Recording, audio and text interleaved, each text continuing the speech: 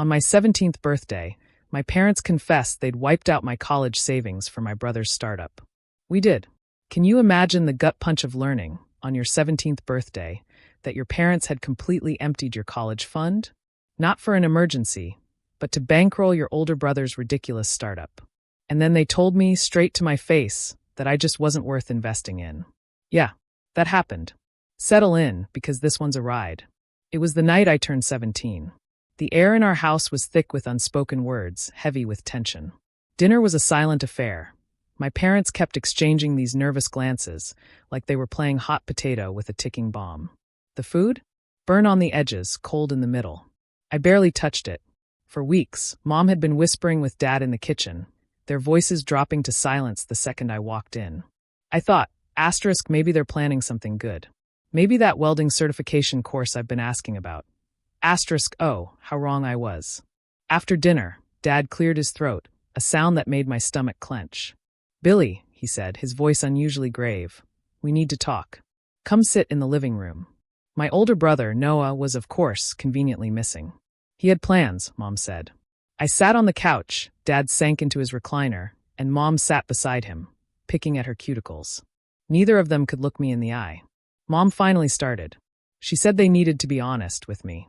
That my college fund, the one Grandpa set up for me before he died, the one that should have had about $18,000 in it by now, was gone. I paused. Gone where? The words felt hollow in my mouth. Dad leaned forward, a desperate flicker in his eyes. Noah, he had this opportunity, he began. A tech startup with his college roommate. They needed seed money. And your brother? He's got vision, Billy. We knew he'd pay it back once the app took off. My grandfather. The only person in my family who ever seemed to truly care about my future. He'd put that money aside specifically for me. And they'd just handed it to Noah. Just like that. What does the app even do? I asked, a strange calm washing over me. It's called Park Spot, Dad said, as if it were the next big thing. Like Uber, but for parking spaces. People rent out their driveways to strangers looking for a spot. I stared at him. That already exists. There are like 5 apps that do that. He looked annoyed. You don't understand the market. Noah has projections. And then Mom dropped the bomb. She looked at me, a mix of pity and relief in her eyes, a look that would haunt me for years. Honey, she said, her voice soft but cutting. We didn't think you'd actually go to college anyway. You've always been more, hands-on. Not books smart like your brother. Noah has more potential. We had to make a choice. And there it was. 17 years of suspicion, of feeling like an afterthought, confirmed in one brutal sentence. Noah was always the favorite. Debate team trophies, business school acceptance letters.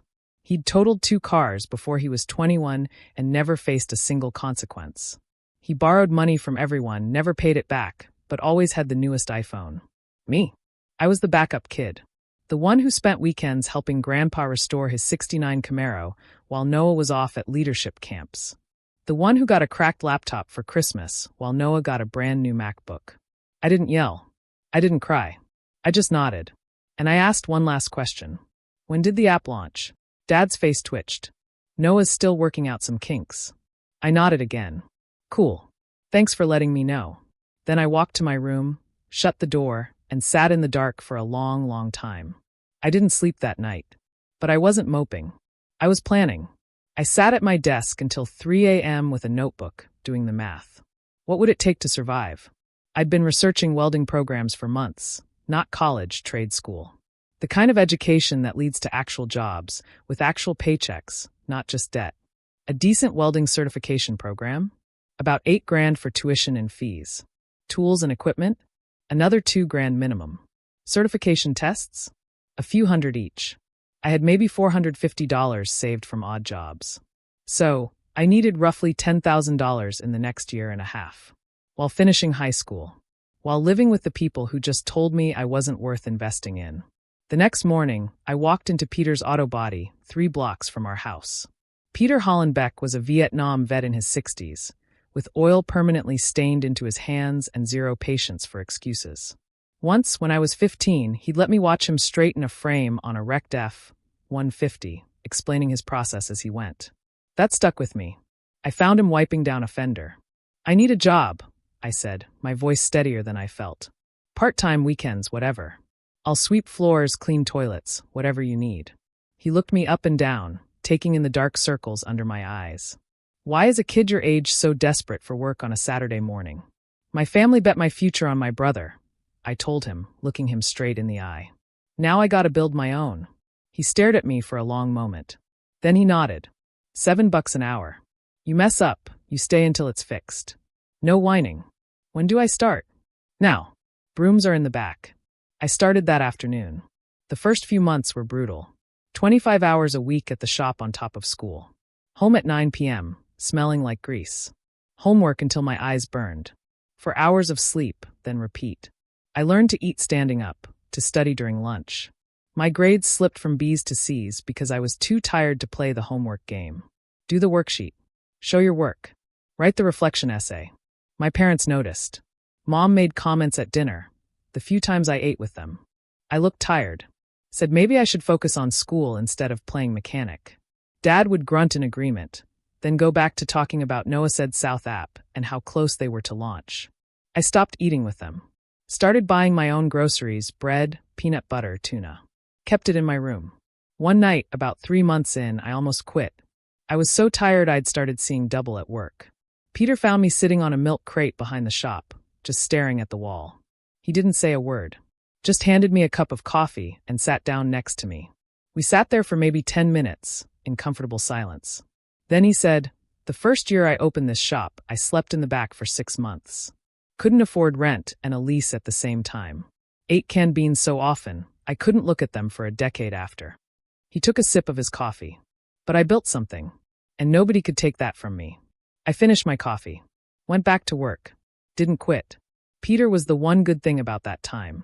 He was the first adult who actually treated me like I had potential. When I showed interest in the welding equipment in the back of his shop, he didn't brush me off. He started teaching me basic stuff at first. How to read a weld bead, how to prep metal so the weld would hold, how to not set yourself on fire, which is harder than it sounds. By month 4, he bumped me to $9 an hour. Said I was the hardest working kid he'd seen in 20 years.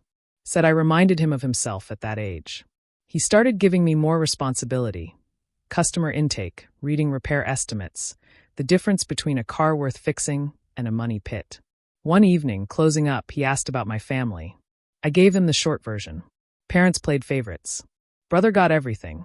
I got told I wasn't worth it. He was quiet. Then he told me his old man was a mean piece of work who said he'd end up in prison or dead before 30. Peter joined the Marines at 18 to get away. Came back from Vietnam and started this shop with his service benefits.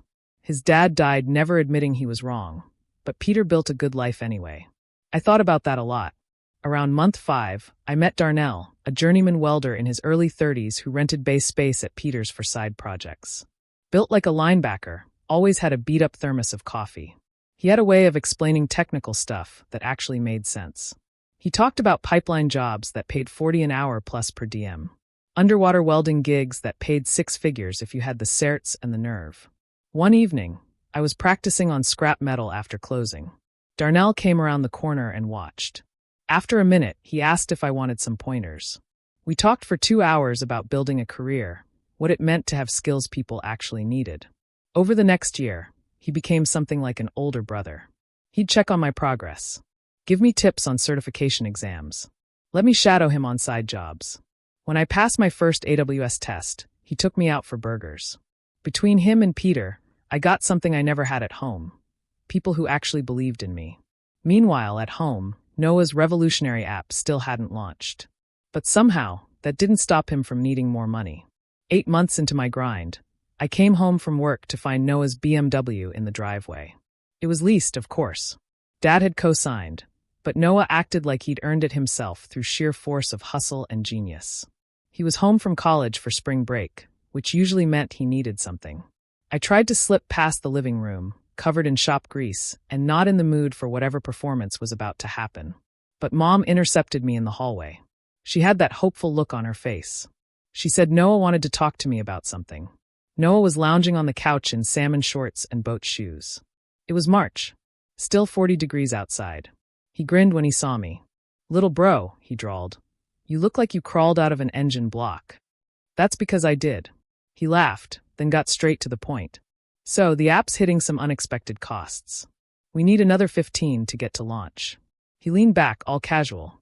Mom and Dad are tapped out, but they mentioned you've been saving up for trade school or whatever. I stared at him. No. His smile didn't budge. Come on, Billy. Think of it as an investment. I'll triple whatever you put in. 5% equity. You'll thank me in 2 years. The money's for my future, not your app. The mask slipped. Something ugly showed through. He leaned forward. You know how much I've done for this family? The stress I'm under. And you're just sitting on a few grand playing grease monkey while I'm trying to build something real. I stood up. Get the money from your investors, or the credit cards Dad's paying the minimums on, or the retirement fund you already drained. You ungrateful little. We're done here. I walked past him and Mom. Went to my room. Locked the door. That night, I could hear them talking downstairs, voices raised. Something about me being ungrateful. Something about how they handled me wrong when I was growing up. I put in earbuds and studied for my certification exam. Noah went back to college without saying goodbye. Fine by me. But a week later, I got a call from my credit union. Someone had tried to access my savings account online using my social security number. The attempt was blocked because they couldn't answer the security question. The security question was the name of my first pet, a goldfish named Rocket that died when I was 7. Noah had been in the room when I set up that account 2 years earlier. The bank flagged it as potential identity theft. Asked if I wanted to file a report. I did. The detective who called me back said without concrete proof of who made the attempt, there wasn't much they could do. The login came from a VPN. Could have been anyone. But I knew. Noah had tried to steal from me twice now. First, the college fund through our parents. Now, directly. I changed every password I had. Set up 2-factor authentication on everything. Moved my money to a different bank across town, one I'd never mentioned to anyone in my family. Changed my security questions to things nobody could guess. Then I went a step further. I pulled my credit report and put a freeze on it. If Noah or anyone else tried to open accounts in my name, they'd hit a wall. After that, I stopped speaking to him entirely. Stopped pretending we could have a normal relationship. When he texted me about coming home for Easter, I didn't respond. When Mom asked why I was ignoring my brother, I told her I wasn't. I just didn't have anything to say to him. The next 6 months tested everything I had. I turned 18 in April. Walked into the community college financial aid office and enrolled in the evening welding program. $8,200 for tuition and fees, paid with a cashier's check from my savings. Watching that money leave my account physically hurt. But it was mine. Peter gave me a raise when I told him I was starting the program. Said he'd work with my schedule however I needed. Darnell sold me his old welding. For $50 when retail was helmet $200. Threw in gloves and practice rods for free. My schedule became inhuman. School from 7 a.m. to 2:30. Work at Peter's from 3:30 to 8 p.m. Welding classes from 8:30 to 11 p.m. Home by midnight. For hours of sleep if I was lucky. I stopped going to family dinners entirely. Stopped responding to Mom's guilt trip texts. Stopped pretending. My parents noticed. One night, Dad cornered me in the kitchen. I was making a peanut butter sandwich at 11:30 p.m., dead on my feet. You've been real disrespectful lately, he said, arms crossed, full lecture mode. Tearing this family apart. After everything we've done for you, you can't even show a little gratitude. I set down the knife. What, exactly, have you done for me? He sputtered. The roof over your head, food on the table, clothes on your back. That's what parents are supposed to do. I shot back, the exhaustion making me bold. You don't get credit for meeting the bare minimum. His face went red. Don't you talk to me like that. I've been working 50-hour weeks since I was 17, I said, picking up my sandwich. Everything I have I earned. I'm done pretending we're a happy family. I walked past him to my room. That night, I started looking at apartment listings. 2 weeks later, I found one. A studio above a laundromat on the rough side of town. $450 a month, utilities included. The carpet was stained. The walls were thin. I told the landlord I'd take it. Paid first and last month with cash. Didn't put any family members as emergency contacts. Used Peter's number instead. I moved out on a Saturday morning while my parents were at Noah's college graduation. The house was empty when I loaded up. Quiet. No lectures. No guilt trips. I loaded everything I owned into my truck in 3 trips. Mattress, clothes, grandpa's tools, a microwave, a lamp. That was it. I did one final walkthrough of my room. 17 years. And it took 40 minutes to erase every trace of myself. I left my house key on the counter. Didn't leave a note. The first month in that apartment was rough. The heater barely worked. The neighbors upstairs had a baby that cried at 3 a.m. The laundromat below ran industrial dryers until midnight, which meant my floor vibrated constantly. The hot water cut out every morning around 6, so I learned to shower fast. The lock on the main door was broken for 2 weeks before the super fixed it. I slept with a bat next to my bed, just in case. But I made it work. Bought a fan for white noise. Hung blankets over the windows to block the streetlights. Found a used futon on Craigslist for $40 and dragged it up 3 flights by myself. Every night I'd come home exhausted, eat something cheap, study for an hour, fall asleep to the sound of dryers below. And every morning I'd wake up knowing I didn't owe anyone anything. Mom called the night I moved out, voice shaking with fury. Said I was being dramatic. Said I'd come crawling back when I realized how hard the real world was. I told her I'd been living in the real world for 2 years already. Then I hung up. The next 2 years were a blur of progress. I finished my welding program with top marks. Passed my AWSD 1.1 structural certification on the first try. Then 6G pipe. Then TIG for aerospace work. Each test was another tool in the box. The 6G test almost got me. Hardest position in pipe welding. You're working overhead, upside down, sideways, all in one continuous bead. The inspector watched the whole time, didn't say a word. When he finally signed off, I sat in my truck for 10 minutes, just breathing. Darnell connected me with a foreman named Big Jim at a structural steel company staffing up for a hospital expansion. Big Jim was the kind of guy who cared about one thing. Could you lay a clean bead under pressure? I demonstrated on a test plate. He hired me on the spot. $24 an hour to start. It felt like I'd won the lottery. I went back to Peter's shop that weekend to tell him I was leaving. Thought he might be upset. Instead, he shook my hand and said to come back when I was ready to buy the place. I laughed. He didn't. The work was brutal. Climbing scaffolding in 100-degree heat. Working in the cold when your fingers are so numb you can barely grip the torch. 12-hour shifts that leave your muscles screaming. But I was good at it. I kept my head down. Showed up early, left late. When other guys called in sick on Mondays, I was there. When they cut corners, I did it right. The crew noticed. Started inviting me to grab food after shifts. Asked my opinion on joint prep. One of the older guys, Cortez, told me I had good hands. By year 2, I was making $33 an hour plus overtime. I moved out of the studio and into a 1-bedroom with actual furniture. Bought a newer truck with cash. Started putting money into a Roth IRA because Darnell said that's what smart people do. Big Jim pulled me aside one day and said he was putting my name in for lead welder on the next project. I even started seeing someone. Maya was the nurse who treated me at urgent care after I burned my forearm on a hot pipe. Stupid mistake. I was rushing, got careless. She looked at the burn, then looked at me. Does this hurt as bad as it looks? I've had worse. She laughed. That's either really tough or really stupid. Probably both. She cleaned the wound, wrapped it up, and gave me instructions I probably wouldn't follow. Then, right as I was leaving, she said, "You want to grab coffee sometime?" Our first date was at a 24-hour diner near the hospital. We talked for 3 hours. Her family drama, her goals, her annoying neighbor who played drums at midnight. I told her about Peter and everyone's got baggage. Maya was a grinder like me.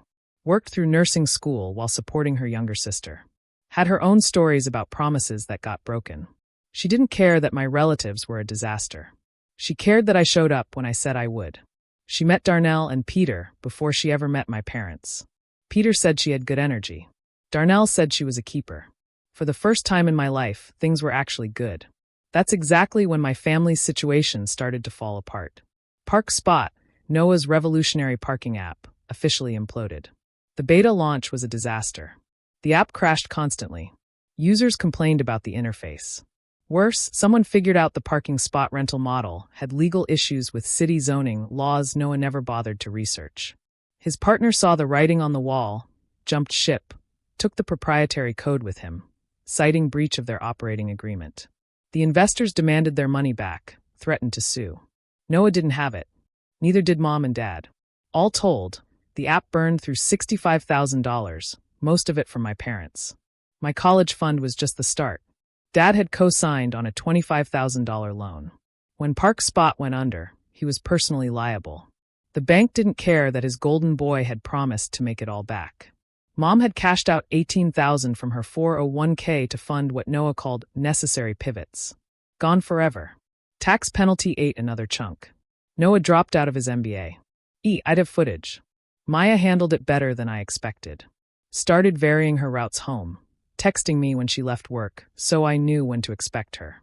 She kept pepper spray in her purse and a taser in her car.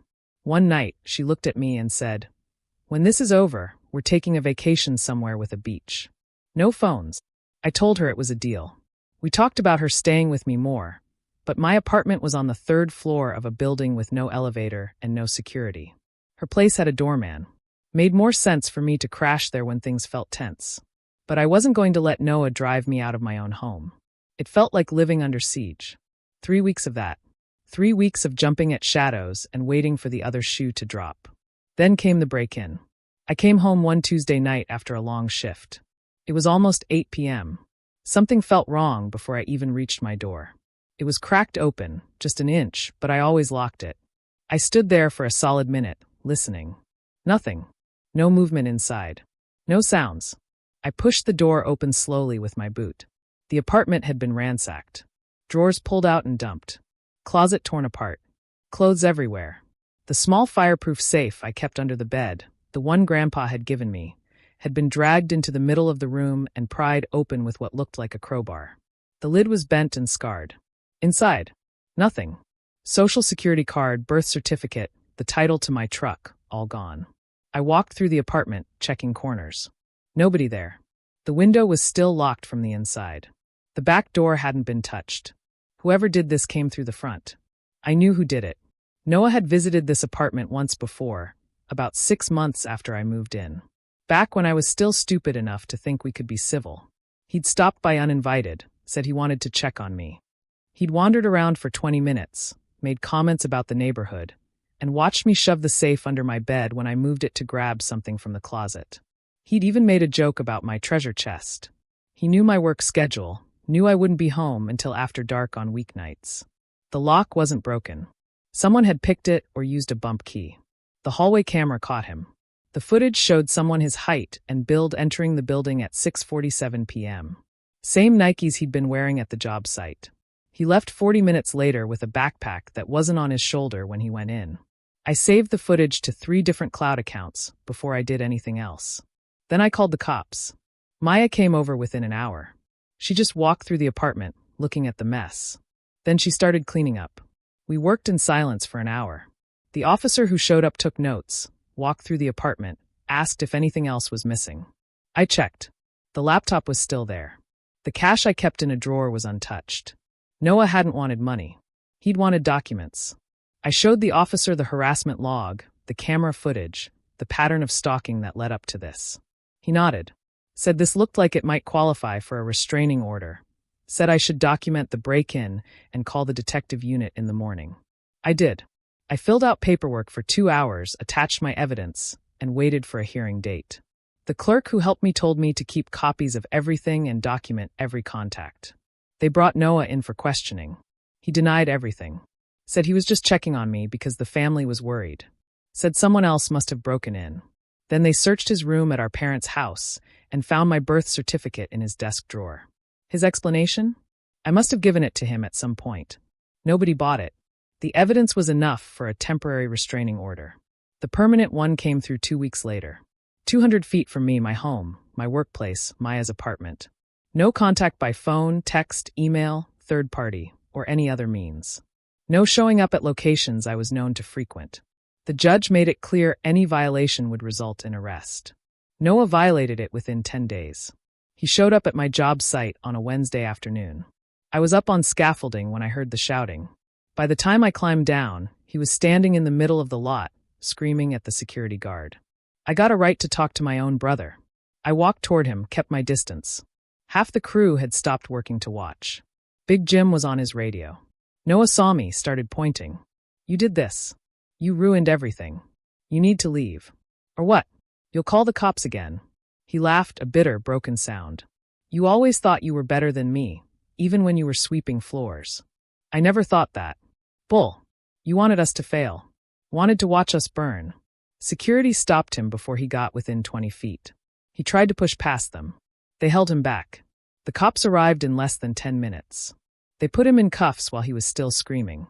I gave a statement, showed them the restraining order paperwork on my phone, explained the pattern. The officer nodded, said Noah would be charged with violation of a protective order. First offense was a misdemeanor, but with his history and the circumstances, the DA might push for something more. I didn't watch them put him in the car. Just went back to work. The fallout came fast. Violation of a protective order. Class A misdemeanor, up to a year in county, though he'd probably get less with a clean record. Combined with his mountain of debt, his unemployment, and the civil suit one of Park Spot's investors had filed against Dad, the family's financial situation went from bad to catastrophic. Noah got 6 months probation and mandatory counseling. Had to surrender his license until he completed an evaluation. Moved back into our parents' basement. After his arrest, I got a flood of messages. Mom, Dad, even an aunt I hadn't talked to in years. All of them telling me I'd gone too far, that I needed to drop the charges and let this go. I blocked all of them. Extended the restraining order to cover Mom and Dad, too, since they'd been acting as messengers for Noah. The judge approved it without hesitation. Said third-party contact through family members was a common workaround that courts didn't tolerate. Now, all 3 of them were legally required to stay 200 feet away from me. And me? I got promoted to lead welder on a high-rise project. Darnell and I started planning a business together. Maya and I signed a lease on a 2-bedroom in a safe neighborhood.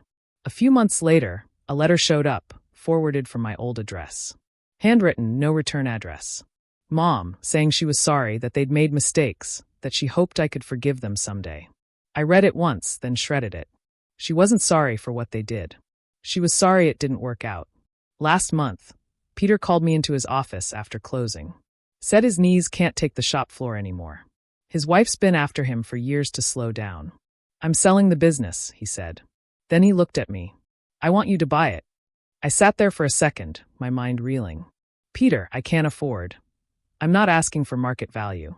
I'm asking for what's fair. He leaned back in his chair, a rare smile playing on his lips. You earned it, kid. I'd rather sell to someone who will run the place right than some investor who will gut it for parts. I didn't know what to say. He just smiled. You walked in here at 17 with nothing but grit and a willingness to sweep floors. Look at you now. I wouldn't be here without you. I managed, my voice thick.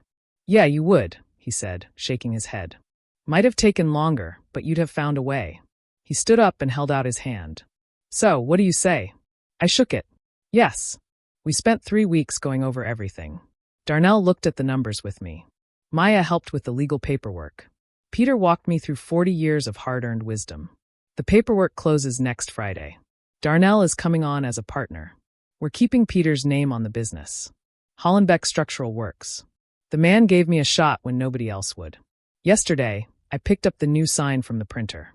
Navy blue background, white lettering. My name goes underneath as owner-operator. I'm hanging it this weekend. Maya's bringing coffee. Darnell's bringing donuts. Peter said he might stop by. My parents don't know about any of it. They're blocked on everything. Restraining order is still active. Last I heard, Noah's still in their basement, still on probation, still chasing his next big thing. They bet everything on him, left me with nothing. Now I've got the keys to my own shop in my pocket. Funny how that works out. What would you have done in my place? Have you ever had to cut ties with family who just wouldn't stop trying to pull you down? Tell me what you think. I really want to know.